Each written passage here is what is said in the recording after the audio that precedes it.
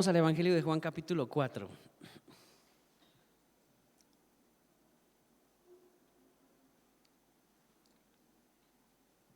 Juan capítulo 4, Evangelio.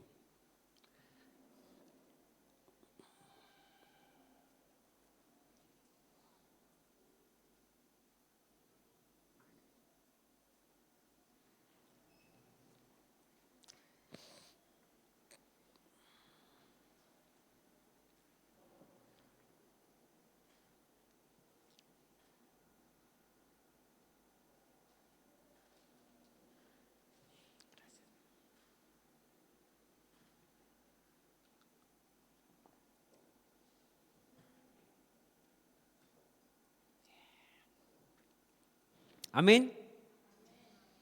Jesús le dijo: mi comida es que haga la voluntad del que me envió y que acabe su obra. ¿No decís vosotros, aún faltan 4 meses para que llegue la siega? Y aquí os digo, alzad vuestros ojos y mirad los campos, porque ya están blancos para la siega. Y el que siega recibe salario y recoge fruto para vida eterna, para que el que siembra goce juntamente con el que siega. Porque en esto es verdadero el dicho: uno es el que siembra y otro es el que siega. Yo os he enviado a segar lo que vosotros no labrasteis, otros labraron y vosotros habéis entrado en sus labores. Texto: Juan capítulo 4, versículo 34 al 38. Ahora, es que este pastor es pero tremendo. Juan capítulo 4, versículo 34 al 38. Yo hago una pregunta introductoria. ¿Cuántos creen que es tiempo de cosecha? Espiritualmente hablando. Amén. Ivo dice amén. ¿Quién más dice amén? Muy bien, amén, amén. Eso. Claro, tenemos que creer que es tiempo de cosecha, o de lo contrario, no salimos a cosechar. Es que eso es lógico. Si no entendemos que es tiempo de cosecha, pues no saldremos a cosechar. ¿De qué habla el contexto de Juan capítulo 4? Vamos a ponernos un poquito en este contexto porque hemos llegado casi al final del capítulo. Pero ¿qué está hablando el capítulo 4? Pues encontramos en la escena, en los versículos anteriores, a una mujer, la mujer samaritana. ¿Os acordáis? El pozo de Jacob, la mujer samaritana, un día caluroso, Jesús se acerca al pozo de Jacob y empieza a tener una conversación bien interesante con ella. Jesús le habla a esta mujer y obviamente en ese tiempo samaritanos y judíos no se cruzaban palabras, estaban peleados, estaban molestos, estaban contrariados. Dice ahí el versículo 9 de capítulo 4, porque judíos y samaritanos no se trataban entre sí. Entonces la mujer estaba un poco impresionada de que un judío le hablara. Una mujer cuyo corazón queda al descubierto de una manera sobrenatural. Cuando en esa charla Jesús le dice: mujer, tráeme a tu marido, y ella le dice: no, yo no tengo marido. Jesús le dice: eso lo has dicho con verdad, porque 5 maridos has tenido y el que ahora tienes no es tu marido. Y la mujer dice: me parece que eres profeta, Señor. Una conversación muy interesante. Una mujer que es tocada de manera profunda por el mensaje de salvación y de manera natural actúa para compartir ese mensaje con la gente de su nación, o sea, los samaritanos. Esto causó un impacto y una novedad de vida que toda la gente ya no solamente quería por boca de la mujer escuchar, sino ir y constatar de que en realidad estaba el Mesías entre ellos. En este capítulo Jesús rompe con las de alguna manera convicciones o condiciones sociales y religiosas para acercarse a esa mujer. De hecho, el contexto dice que le era necesario pasar por Samaria, encontrarse con ella. Esta interacción deja un precedente para nosotros hoy. Escuche, esto tiene que ver con nosotros hoy. Decía que es un tiempo de cosecha. La misión de entregar el mensaje del Evangelio de Jesucristo. Y aquí no importa ni condiciones étnicas, ni políticas, ni religiosas. No importa nada de eso. Al pensar en esta realidad, surgía una pregunta en mi corazón. Si esta historia tiene que ver con nosotros hoy, precisamente con la realidad de compartir el Evangelio con nuestros amigos, vecinos y con gente que seguramente a usted no le cae bien, o no tiene muy buena relación, por así decirlo, o tiene algún prejuicio, ¿cierto? Samaritanos y judíos. No sé, dice, no hay barrera para predicar el evangelio, no debe haberla. Estaba pensando, ¿por qué esperamos tanto? ¿Qué es lo que nos detiene a movernos a esa realidad? ¿Por qué nos acomodamos tanto en nuestra almohada religiosa o sillón religioso o sillón denominacional o qué sé yo? ¿Por qué nos acomodamos tanto? ¿Qué nos detiene a la hora de ir y compartir nuestra fe? Tienes que hacerte esta pregunta y ya personalizarla. Señor, ¿por qué estoy esperando tanto siendo que hay tanta gente que no te conoce? ¿Por qué estoy esperando tanto si lo mismo que hiciste con la mujer de Samaria lo puedes hacer con mi vecino, con mi amigo el del trabajo, con Paquito el del supermercado, con mi jefe, con mis familiares? ¿Por qué estoy esperando tanto si es tiempo de cosecha? ¿Qué me detiene a ir y hablar si tú has hecho algo en mí? La reacción de la mujer de Samaria, y me gusta que haya sido una mujer, ¿sabes? La reacción de la mujer de Samaria fue ir y compartir a los suyos. El Mesías está entre nosotros y me ha dicho todo lo que había en mi corazón. Es verdad. Vengan y ustedes compruébenlo. Y ese testimonio hizo que toda esa gente fuera a donde estaba Jesús.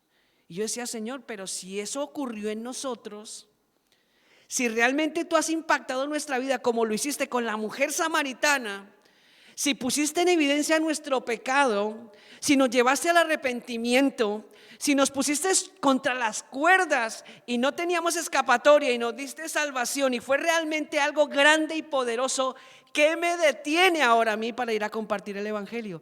¿Qué me detiene a mí para compartir mi fe? ¿Qué me está deteniendo? Es la pregunta. Tienes que hacerte esa pregunta. ¿Qué me está deteniendo a mí para compartir mi fe? En el texto encontré varias respuestas del por qué, siendo tiempo de cosecha, usted debe ir. Escuche, hay varias respuestas. Es tiempo de cosecha, ¿y por qué tengo que ir a recogerla? Primero, debemos compartir el mensaje de salvación con otros sin importar las diferencias, prejuicios religiosos, políticos o raciales, porque la cosecha está lista. Escuche esto, la cosecha está lista. Si usted le pregunta a las personas que están a nuestro alrededor aquí en Mérida, cuando tienen que cosechar, por ejemplo, el trigo, que por aquí en los alrededores hay trigo, o cuando tienen que recoger los girasoles aquí a las afueras de Mérida, que hay campos de girasoles, o cuando tienen que ir a recoger las aceitunas, si ellos dejan pasar eso, se pierde la cosecha. Toda cosecha que no se recoge se pierde. La cosecha está lista, versículo 35. Jesús le dice a su audiencia en tono de pregunta: ¿no decís vosotros, aún faltan 4 meses para que llegue la siega? Está haciendo una pregunta. Y Jesús se responde, dice: he aquí os digo, alzad vuestros ojos y mirad los campos, porque ya están blancos para la siega. Eso lo dijo hace 22 siglos aproximadamente ya. Desde el tiempo en que Jesús dijo esta palabra, él lo decretó así: ya están listos los campos, están blancos. Créeme, y si lo dijo hace 20 siglos atrás, hoy ya están más que blancos, hoy ya están más que listos para recoger. Ah, pastor, es que España es difícil, es que Europa es terrible, es que Europa es de lo peor que hay, es muy cerrada a Dios, es muy negada al evangelio, es que en Europa los europeos son pero ateos. Pero Jesús dijo: por encima de todo eso, ya están blancos los campos para la cosecha. No hay prejuicios, no tiene que haber temor ni miedos. Encontramos a la luz de la pregunta que Jesús formula a su audiencia un poco confundida por causa del tiempo en el que se estaba produciendo la cosecha. ¿No decís vosotros, Aún faltan 4 meses para que llegue la siega. Escuche, esta es la idea que tienen un gran número de cristianos en muchas partes del mundo. Piensan que hay tiempo, o piensan que no es el tiempo, o piensan que todavía no es momento de compartir a nadie. Piensan que quizás podemos relajarnos, que no hay prisa. ¿Para qué compartir? ¿Por qué no esperar un poquito más? La vida y el afán por vivir en este mundo han nublado la visión de muchos cristianos. Las palabras de Jesús de ir por todo el mundo y predicar el evangelio a toda criatura parece que no es relevante hoy. No es relevante para muchos, porque siempre hay algo más que hacer, siempre hay algo más en que pensar. La realidad es que pese a todo lo que tú y yo podamos pensar o tengamos que hacer, pese a nuestras ocupaciones y sueños personales, la cosecha está lista y hay que poner nuestras manos a disposición del Señor para ir por la cosecha. Ante la pregunta que Jesús hizo a su audiencia, ¿no decís vosotros aún faltan 4 meses para la siega? Jesús responde de manera determinada: alzad vuestros ojos, mirad los campos, porque ya están blancos para la siega. Hay una motivación real. Alzad vuestros ojos, alzad vuestros ojos. Deja que el Espíritu Santo en esta mañana pueda penetrar en el corazón y en la mente estas palabras. Alzad vuestros ojos. La palabra de Dios es viva y eficaz, tiene poder, es actual. Y el Señor, el Espíritu de Dios hoy quizá nos está diciendo a nosotros, iglesia en Mérida, iglesia, casa de oración, alzad vuestros ojos, dejad de mirar lo que os distrae. Dejad de miraros a vosotros mismos. Mirad a la gente que está a vuestro alrededor. Los campos ya están listos. Hay corazones dispuestos. Hay corazones preparados para recibir el mensaje de gracia. Pídanle al Señor que quite la venda de vuestros ojos y la dureza de vuestro corazón para que veáis la cosecha. Alzad vuestros ojos. No os miréis tanto vuestro ombligo, vuestra necesidad, vuestras penas. Alzad vuestros ojos, los campos están blancos para la siega. Alzad vuestros ojos porque la mies es mucha, los campos listos están. El mundo anda a la deriva moralmente, la gente sufre, busca por todos los medios una cura para su alma, algo que les dé paz. Experiencias místicas, no importa de dónde vengan, todo vale. Esta realidad es un indicio de una necesidad real en el corazón de las personas. Créame, la gente hoy está buscando de todo menos a Dios, y cada vez hay más tendencias místicas y religiosas. Que el reiki, que la musicoterapia, que el yoga, que la colorterapia. La gente busca dónde encontrar, dónde refugiar su corazón. La mies está lista. Jesús le dice a la iglesia de hoy: alzad vuestros ojos, no te distraigas, mira a la gente de tu alrededor, porque ya los campos están blancos para la siega. No te relajes, iglesia. Segunda de Corintios 6:2 dice: porque dice, en tiempo aceptable te he oído y en día de salvación te he socorrido. He aquí ahora el tiempo aceptable. He aquí ahora el día de salvación. Es ahora. Y Jesús hablaba en un presente: alzad vuestros ojos, alzad ahora mismo, mirad la cosecha, mirad la cosecha. Dejaros por un momento a inundar por la presencia de Dios. Dejad que el Espíritu de Dios abra vuestros ojos. Mirad con vuestros ojos espirituales, mirad con los ojos de Dios sobre Mérida y contemplad la cosecha. Mirad a vuestro alrededor, mirad en el bloque de pisos donde vives. Mirad en el parque cuando sales. Mirad al gimnasio donde vas a hacer footing. Alzad vuestros ojos. La cosecha está lista. La cosecha está lista. Los campos están blancos para la siega. Segundo, Debemos compartir el mensaje de salvación con otros sin importar las diferencias sociales, prejuicios religiosos o políticos. Nos encanta hablar de estas cosas, nos encanta poner evidencia a la gente. No, a veces somos segregacionales, ¿sabes? Racistas. Nos encanta hablar de todo, nos enredamos hablando de política. Y sabes que por mucho de que tú y yo hablemos de política, no arreglamos el país ni hacemos nada. La política está corrupta.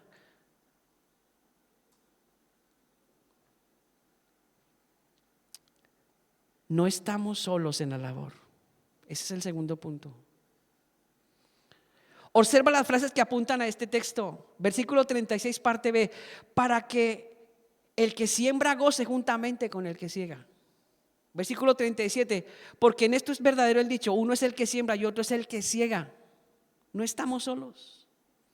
Entonces, a la luz de este texto, tenemos a unos que siembran y a otros que siegan. Tanto el uno como el otro han hecho su trabajo y deben seguir haciendo su trabajo. Tanto el uno como el otro son parte importante en la labor. No es más el uno que el otro. Ambos trabajan mancomunadamente para ver los resultados de la labor. Vemos una disposición real del que siembra y vemos una disposición real del que siega. Ambos están comprometidos, escuche esto, no solo con el trabajo en el campo, sino con el dueño del campo. La escritura dice: de Jehová es la tierra y su plenitud, el mundo y los que en él habitan. Aunque el diablo es el príncipe de la potestad del aire y parece como que tiene gobierno sobre este mundo, hay uno más grande que el mismo diablo y se levanta y dice: sí, pero es que mía es la tierra y su plenitud, yo la creé. Ese es mi campo de cosecha. En otro contexto el evangelio dice que el diablo es ese que se levanta por la noche cuando uno va a sembrar y va y mete la cizaña. El diablo también hace su trabajo, pero la iglesia debe hacer el suyo. El apóstol Pablo hablaba de esta realidad en su labor como obrero de Dios en la mies. Primera de Corintios 3:6, Pablo dijo: yo planté y Apolo regó.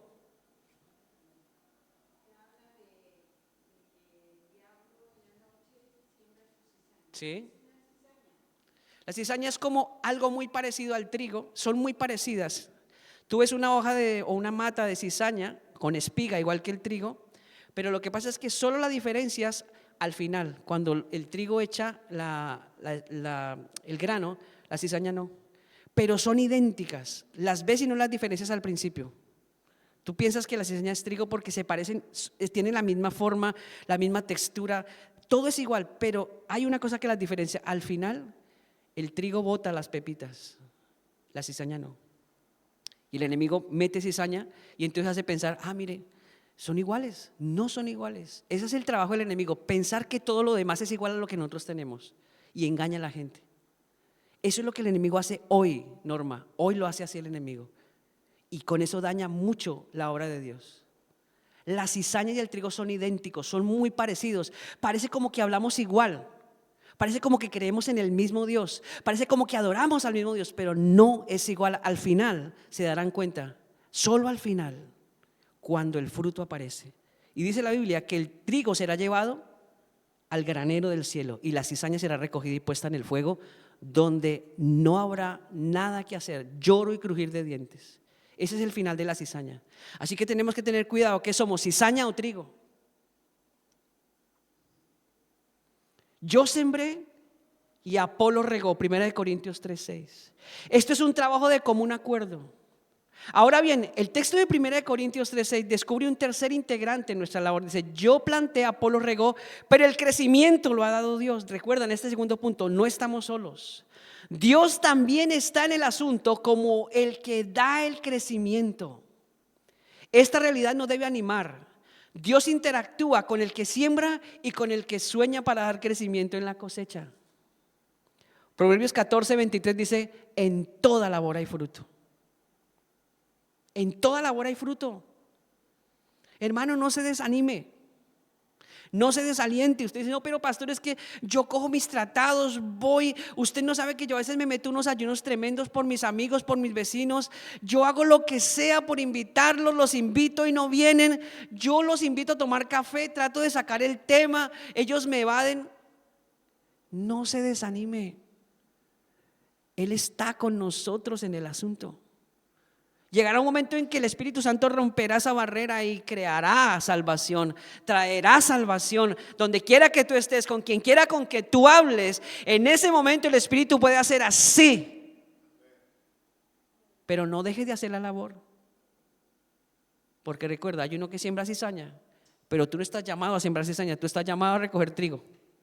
Tú eres trigo, trigo limpio. Jesús dijo en Juan 5:17, mi Padre hasta ahora trabaja y yo trabajo. Él está en el asunto trabajando. ¿Tú crees que Dios está cruzado de brazos allí en su trono, qué sé yo, rascándose la cabeza? No, Dios trabaja con nosotros. Él es incansable. Él está mucho más operativo que la iglesia. Él sigue operando en medio de este mundo tan corrupto. No estamos solos. Tercero, debemos compartir el mensaje de salvación con otros sin importar prejuicios sociales, políticos, religiosos. ¿Por qué? Porque Dios nos encomienda esta tarea. Juan 4:38, en el texto donde estamos, dice ahí, yo os he enviado. A veces hay que leer la Biblia como si uno fuera un niño de 4 años y que no supiera leer. Así me encanta cuando los niños empiezan a leer, porque ellos son muy pausados al leer y comprenden. Yo os he enviado a cegar lo que vosotros no labrasteis, otros labraron y vosotros habéis entrado en sus labores. Yo os he enviado. La palabra enviar aquí en griego es apostelo. ¿Qué significa esto? Mire, poner aparte para hacer la misión. Esto es lo que significa apostelo, enviar. Cuando él dice yo os he enviado, dice yo los he puesto aparte para cumplir con la misión. ¿Se ha puesto a pensar eso? Dios te tomó a ti, me tomó a mí. Dios pensó en ti, pensó en mí. Mira, ayer vi un cuadro yo a veces cuando veo la televisión soy muy extraño. Estaba viendo esto de los hermanos Reforman, ¿vale? En ese capítulo hay una famosa que va y bendice a su amiga de toda la vida, alguien que le ha ayudado en su labor, que la ha maquillado, etc. Y hay una famosa que quiere cambiarle la cocina, pero no sabe, es una sorpresa. Y llega esta mujer, la famosa, la televisión, las cámaras, los que reforman, es una sorpresa y salen al encuentro. Y una parte en ese capítulo me conmueve. La mujer se pone a llorar y dice, gracias por haberme elegido a mí. Y yo me puse a pensar, en ese momento desconecté y dije, pero si eso fue lo que hizo el Señor conmigo. Me eligió a mí. No para reformar mi vida, sino para cambiarla totalmente. Y a veces nosotros no pillamos eso. Te eligió a ti, apostelo. Te eligió a ti para cumplir con su misión. Dios es intencional al enviarnos y está plenamente consciente de esta realidad. O sea, no es una casualidad, no es una coincidencia, no es un disparate de Dios. Usted y yo fuimos puestos por Dios para este trabajo. No hay excusa. Dios no se equivoca. Quizás usted y yo tengamos dudas, pero Dios no se equivoca y mucho menos tiene dudas. Dios está claro cuando nos mira. Pero así como soy yo tan miedoso para compartir, pero pastor, es que yo a veces hablo y se me enredan las palabras, no puedo hablar de mi fe, pero le aseguro que usted puede hablar de otros temas con mucha fluidez. Pues póngase al día. Póngase al día, porque si usted puede hablar de tonteras con fluidez, puede hablar con autoridad la palabra y compartir el mensaje. No hay excusa. Dios ha puesto a su iglesia y usted y yo en este mundo, en este tiempo y en esta generación. Es un mundo difícil, sí, moralmente dañado, corrupto, incrédulo, apóstata, ateo. Ese es el mundo en el que nos tocó vivir hoy. Pero no crea, eso ha sido siempre. Eso ha sido siempre. Y desde que ha existido este mundo, Dios siempre ha tratado de estar en amistad con el hombre, siempre. El hombre siempre ha hecho de las suyas. Y puso a su iglesia para cosechar almas en medio de ese contexto tan corrupto. Juan 17:15, en la oración sacerdotal, en la oración que Jesús hace al Padre antes de irse con él, uno de los apartados en la oración es: no ruego que los quites del mundo, sino que los guardes del mal. O sea, él sabía que iban a estar en ese contexto, y en un contexto que estaba influenciado por la política romana, corrupta, llena de dioses, idólatra, influencia griega, igualmente idólatra, gnósticos, religiones. Y dijo: Padre, yo no pido que los quites de este contexto, más bien que los guardes del mal. Están en este contexto para hacer luz y para hacer sal. Usted debe entender esto y no tener miedo. Mateo 9, 37 y 38 dice: entonces dijo a sus discípulos: a la verdad la mies es mucha, mas los obreros pocos. Escuche este precioso versículo 38. Rogad pues al Señor de la mies que envíe obreros a su mies.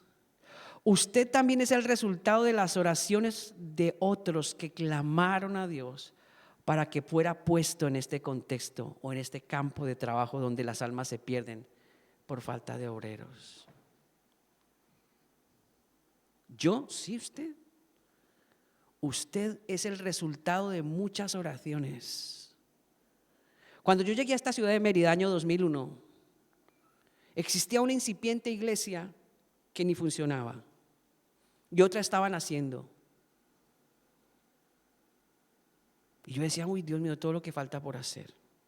Hoy, después de 20 años, ya hay varias iglesias en la ciudad. ¿Qué pasó? Le voy a decir lo que pasó. Muchas personas llegan de Latinoamérica atraídas por la ilusión de buscar un futuro. Pero lo que ellos no saben es que los planes de Dios son aún más grandes. Como dice el texto de Juan 4:38. Yo os he enviado a cegar lo que vosotros no labrasteis, otros labraron y vosotros habéis entrado en sus labores. Vinieron a buscar futuro en Europa, pero Dios los hizo entrar en las labores del reino. Eso es lo que pasó. Usted ni se imaginaba eso, ¿cierto? Su pensamiento cuando estaba en su país de origen era: yo voy a Europa, voy allí a hacer futuro, dinero, voy a trabajar, voy a hacer empresa. Y Dios estaba diciendo: si tú sigues pensando así, yo tengo planes más grandes para ti. Yo tengo planes más grandes para ti, hijo, hija. Bueno, pastor, está bien, se ha ido por los internacionales, pero ¿y qué de los nacionales? La misma historia. Lo mismo hacen los de afuera que los de acá. Luchan por conseguir cosas, trabajan por conseguir cosas, por tener un futuro, por dar por venir. Eso lo hace todo el mundo, ¿vale? Pero al encontrarse con Cristo, sea el de afuera o sea el de adentro, entran en las labores del reino. Uy, no, yo no sabía esto. Si hubiera sabido, ni siquiera, muchos piensan así, ¿no? Uy, no, si yo hubiera sabido esto, ni me meto a ser cristiano, porque si esto ya me condiciona esto, dice: no, es que eso es un privilegio adicional a tu salvación. Es un privilegio que Dios te haya hecho parte, te haya puesto para esto, seas de afuera o seas de adentro.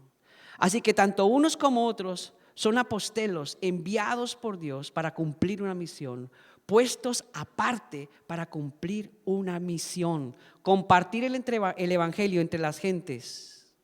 Alzad los ojos, hacer discípulos para la gran cosecha. ¿Cómo miras tú el contexto en el que vives? ¿Piensas que Dios está jugando? No. ¿No te parece maravilloso que Dios se haya fijado en ti, haya pensado en ti para esto? ¿No te parece maravilloso que te haya sacado de tan lejos, o que estando aquí Dios haya soplado y dice: yo cómo resulté siendo cristiano? ¿Qué pasó? Es un milagro. 4, este te va a gustar. Debemos compartir el mensaje de salvación con otros sin importar criterios sociales, religiosos, políticos, etcétera, porque hay recompensa. Versículo 36, y el que ciega recibe salario y recoge fruto para vida eterna, para que el que siembra goce juntamente con el que ciega. Esto es precioso también. ¿Sabes por qué? Porque Dios no es deudor de nadie. Y cuando Él te llama a trabajar para su reino, Él no se queda con deudas. Hay una recompensa de vida eterna, de gozo perdurable. Aquí encuentro dos, un salario y un fruto para vida eterna. Estas recompensas son de valor eterno, o sea, eso no se puede pagar con dinero. Ni el magnate más poderoso de los califas y los jeques árabes que están allí en Oriente puede pagar esto. Ni aunque se reunieran todos, no pueden pagar esto, no pueden, no llegan ni a la suela de los zapatos de lo que cuesta esto. El salario que Dios da, el fruto del gozo y la vida eterna. Estas recompensas no tienen precio, sobrepasan todo lo conocido hasta ahora. No hay nada en la tierra que se pueda comparar a ello. Por eso el reino de Dios es comparado como un hombre que compró un terreno porque sabía que allá había un tesoro. Y pagó, vendió todo lo que tenía, todo, porque sabía que en ese terreno había un tesoro. Hizo todo lo que pudo, reunió todo lo que pudo, compró el terreno porque sabía que había allí un tesoro.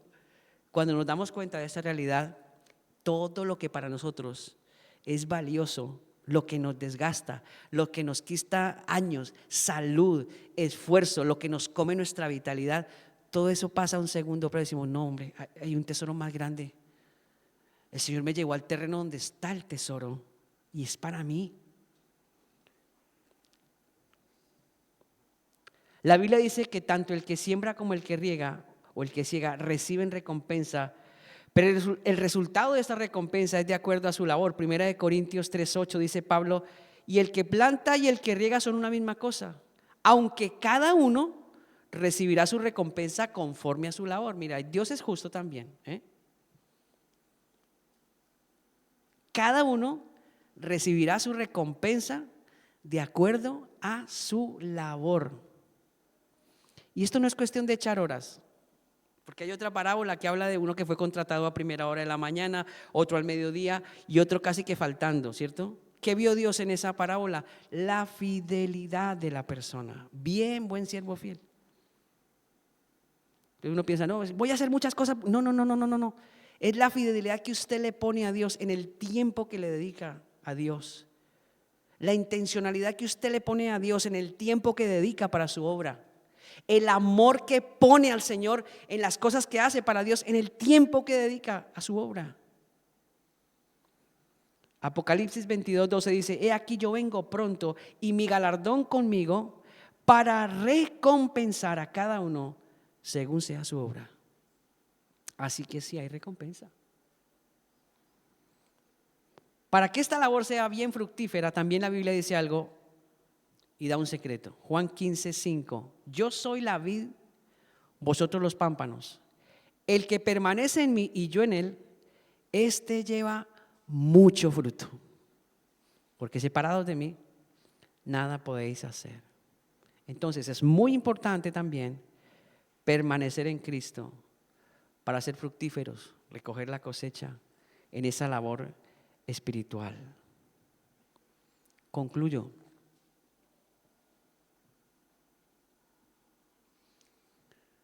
¿Quién trabajará en la cosecha del Señor?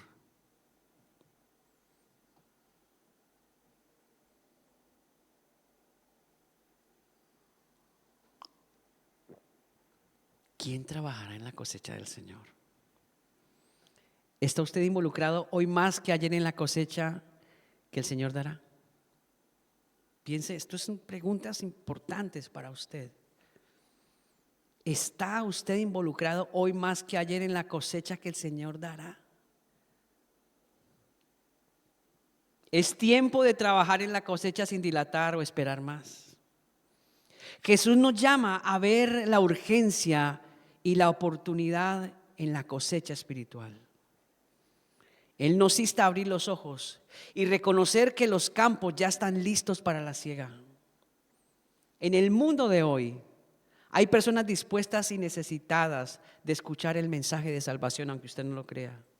Hoy este llamado sigue siendo relevante, importante, trascendental, eterno. Como creyentes estamos desafiados a trabajar juntos, sembrando y cosechando sin importar quién recibe el crédito. Cada acción cuenta y cada esfuerzo es valioso en la misión de Dios. No debemos esperar a un futuro ideal para compartir el evangelio.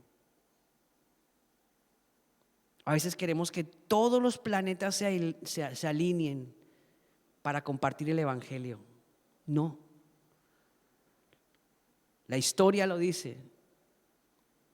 Las personas que comparten nuestra fe hoy en día no tienen un mundo ideal, ni condiciones ideales en muchas partes del mundo. Los cristianos de la primera etapa de la iglesia, el siglo I, no tuvieron un contexto ideal.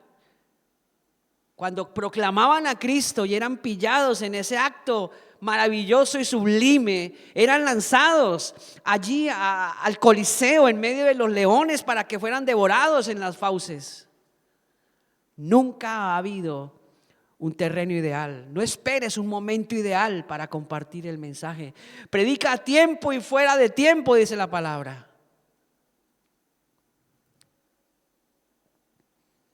La necesidad es ahora. Así, tanto el que siembra como el que cosecha se alegrarán juntos en la obra de Dios.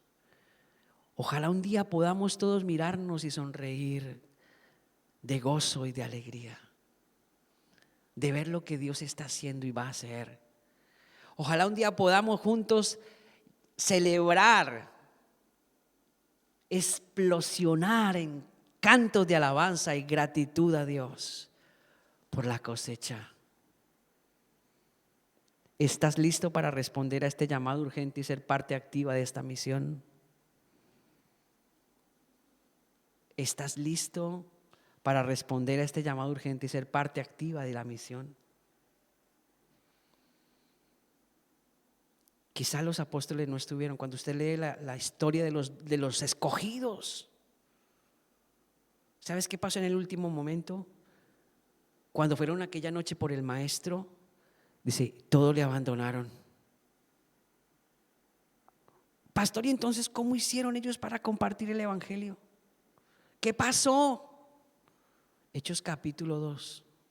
Cuando vino el día de Pentecostés, estaban todos unánimes juntos y de repente vino el Espíritu de Dios como un estruendo y se sentó sobre ellos como lenguas de fuego. Y empezaron a hablar en otros idiomas según el Espíritu les daba que hablasen.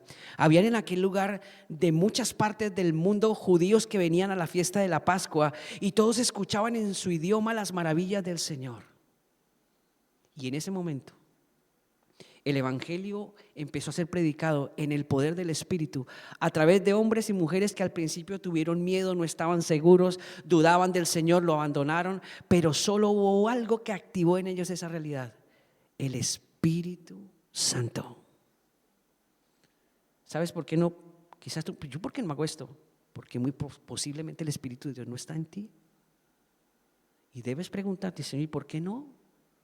Si esa es la clave para ir al cielo, esa es la clave para vivir en esta tierra, esa es la clave para estar en paz contigo. Hay que preguntarnos eso. Hechos capítulo 2. Y entonces predicaron el evangelio en Jerusalén, Samaria, Judea y hasta lo último de la tierra. Y hoy sigue predicándose este evangelio después de tantos siglos. Hay muchas cosas que se quedaron ancladas en la historia y no pasaron de ahí. Quedaron como historia, recogidas para ser archivadas en libros, en pendrives. Pero nuestro evangelio sigue corriendo como ríos de agua viva. Por eso el que es lleno del Espíritu dice, de su interior brotarán como ríos de agua viva. Isaías dijo en su profecía, y la tierra será llena del conocimiento de la gloria de Jehová, como las aguas cubren la mar. Hoy este evangelio sigue corriendo a través de una iglesia como tú y como yo. La misión está dada, el desafío está dado. ¿Qué vas a hacer tú ahora? ¿Qué vas a hacer tú ahora?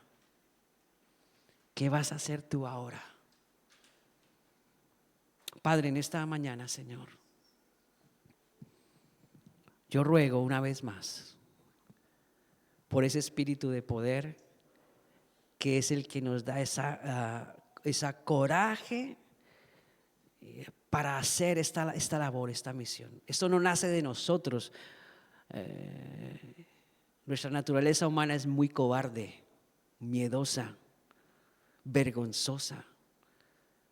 Pero el Espíritu Santo de poder es totalmente contrario a esta naturaleza. Tu palabra dice que tú no nos has dado espíritu de cobardía, sino de poder y de dominio propio, Señor. Así que yo ruego en ese poder que tu iglesia en Mérida, aquí, casa de oración, nos levantemos en el poder de tu Espíritu, sin miedo, para hacer esta tarea, esta misión, hablar con nuestros amigos, con nuestros vecinos, con nuestros jefes, dejar de lado nuestros prejuicios personales, religiosos y avanzar en esta tarea, Señor. Ruego en esta mañana, Padre bueno, que tu Espíritu lo haga en cada uno de nosotros. Tenemos este año un desafío en esta casa. Dios Padre, yo ruego que esta palabra pueda permear corazones, mentes, que esta palabra pueda traer desafíos, Señor, que no va a regresar a ti vacía, va a cumplir el propósito para lo cual ha sido enviada en esta hora, Señor.